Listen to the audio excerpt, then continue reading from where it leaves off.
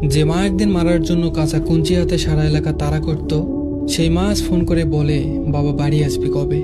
প্রিয় খাবার চুরি করে খাওয়ার জন্য যে মা একদিন সারা বাড়ি মাথায় তুলত, সেই মা আজ ফোন করে বলে, বাবা তোর প্রিয় খাবারগুলো রান্না করেছি, বাড়ি এসে একটু খেয়ে যা। যে মা এক সময় বলতো, হারামজাদা সারাদিন আমাকে জ্বালাস কেন, কোথাও চলে যেতে পারিস না? সেই মা আজ বলে, বাবা অনেকদিন তো হলো বাড়ি থেকে চলে গেছিস, একটু এসে ঘুরে যা বাড়ি থেকে। যে মা এক সময় বলতো, এত লোক মরে তুই মরতে পারিস না?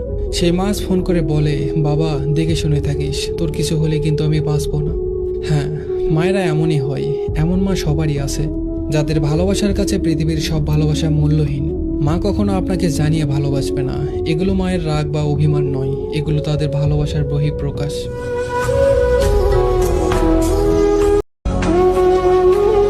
যে মা একদিন মারার জন্য কাঁচা কুঞ্চি হাতে সারা এলাকা তাড়া করত, সেই মা